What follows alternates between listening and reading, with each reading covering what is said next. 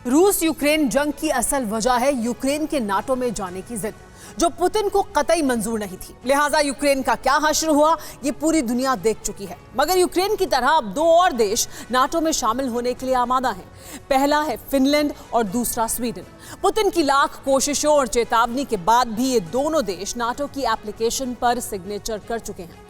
अब आशंका जताई जा रही है कि इन दोनों देशों की गलती का खामियाजा पूरे नॉर्डिक रीजन को झेलना पड़ सकता है, जिसके संकेत भी पुतिन ने नॉर्वेजियन सागर में अपने जंगी लड़ाकों की दस्तक से दे दिए हैं। आखिर क्या है ये पूरा मामला, देखिए इस रिपोर्ट में। रूसी सेना के 2 लड़ाकू विमानों ने एक सीक्रेट एयरबेस से उड़ान भरी।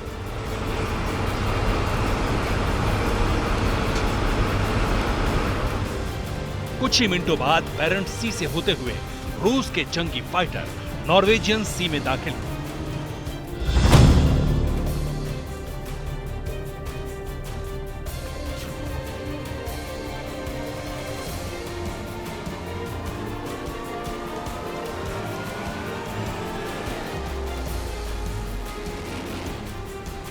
जैसे ही नॉर्वेजियन सागर में रूसी फाइटर्स ने एंट्री मारी, नॉर्वे का डिफेंस सिस्टम अलर्ट मोड पर आ गया। फौरन नॉर्वे की वायुसेना ने अमेरिका से मिले F-35 लड़ाकू विमानों को टेक ऑफ का ऑर्डर दिया और चंद मिनटों में नॉर्वेजियन सागर में रूस और अमेरिका के आसमानी जंगबाज आमने सामने आ गए।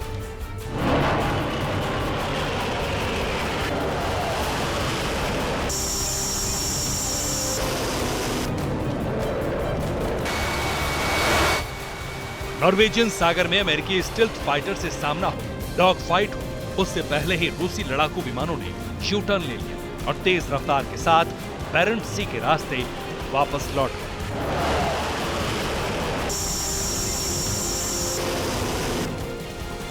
नॉर्वेजियन सागर में रूसी लड़ाकू विमानों की दस्तक कोई मामूली बात नहीं थी और न ही रूस के जंगी विमान गलती से नॉर्वेजियन सी में दाखिल हुए। असल में पूरी प्लानिंग के साथ पुतिन की हवाई सेना ने नॉर्वेजियन सागर के हवाई क्षेत्र में घुसपैठ की, खुलेआम, बिना किसी डर और हिचक के। जानते हैं कि नॉर्वे पर दबाव बनाने के लिए, उसे धमकाने के लिए, नाटो की सेना को उकसाने के लिए।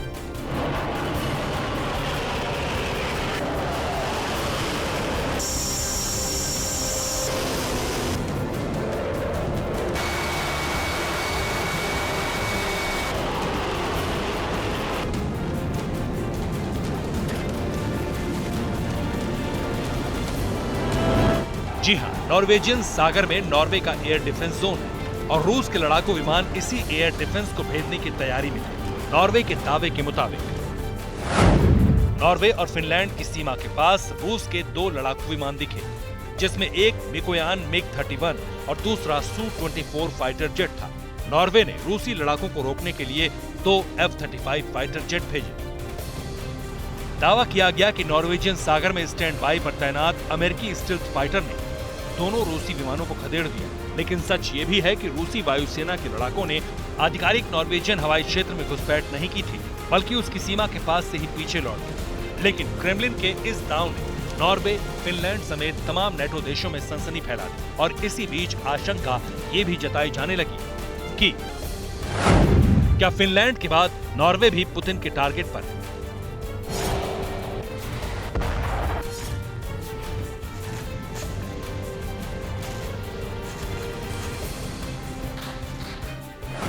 क्या नाटो की तरह नॉर्डिक देशों पर भी जंग का खतरा है?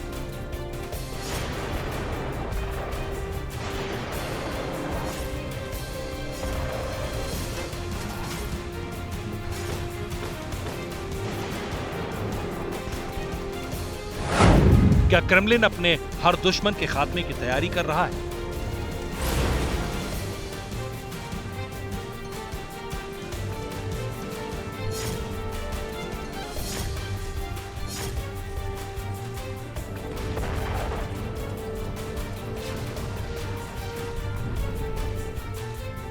जी हां, रूस यूक्रेन युद्ध के बीच फिनलैंड और स्वीडन ने नाटो में शामिल होने की घोषणा की। दोनों देशों ने ऐलान के साथ नाटो एप्लीकेशन पर हस्ताक्षर भी किए, वो भी रूस की तरफ से जारी एटमी चेतावनी के बावजूद। लेकिन रूस की इस बौखलाहट के पीछे सबसे अहम वजह यह है कि अगर फिनलैंड और स्वीडन नाटो में शामिल हो गए तो नॉर्डिक समूह के सभी देश नाटो संगठन का हिस्सा बन जाएंगे, क्योंकि नॉर्डिक शब्द नॉर्दर्न से बना है, जिसका मतलब होता है उत्तर। और इस नॉर्डिक समूह में 5 देश हैं जो उत्तरी यूरोप के हैं। पहला डेनमार्क, दूसरा स्वीडन, तीसरा फिनलैंड, चौथा नॉर्वे और 5वां आइसलैंड। फिनलैंड और स्वीडन को छोड़ बाकी तीनों मुल्क उत्तरी अटलांटिक संधि संगठन का हिस्सा है। ऐसे में स्वीडन और फिनलैंड नाटो में शामिल हुए तो यकीन मानिए रूस की उत्तर पश्चिम फ्रंट से घेरेबंदी हो सकती है। बस इसी वजह के चलते पुतिन भड़के हुए। इसी के चलते रूस ने नॉर्वे के एयर डिफेंस जोन के पास जंगी लड़ाकों को भेजा ताकि डरा धमकाकर किसी भी तरह स्वीडन और फिनलैंड को नाटो में शामिल होने से रोक सके। बावजूद इसके फिनलैंड और स्वीडन नाटो में जाने के लिए उतावले। मगर सच ये भी है कि नाटो में शामिल होने की जिद यूक्रेन पर कितनी भारी पड़ी।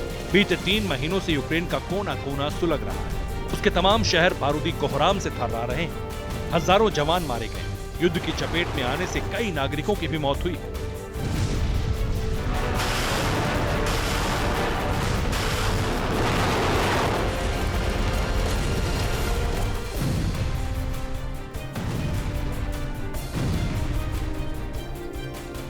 अब यूक्रेन जैसी गलती 2 और मुल्क करने जा रहे हैं। लेकिन एक बात साफ, अगर स्वीडन और फिनलैंड नाटो में शामिल हुए तो उसका खामियाजा सिर्फ इन 2 देशों को ही नहीं भुगतना होगा, बल्कि तमाम नॉर्डिक देशों को उठाना पड़ सकता है। यानी नॉर्वे, डेनमार्क और आइसलैंड पर भी जंग का खतरा मंडराना शुरू हो जाएगा। Bureau report, TV9 Bharatvarsh.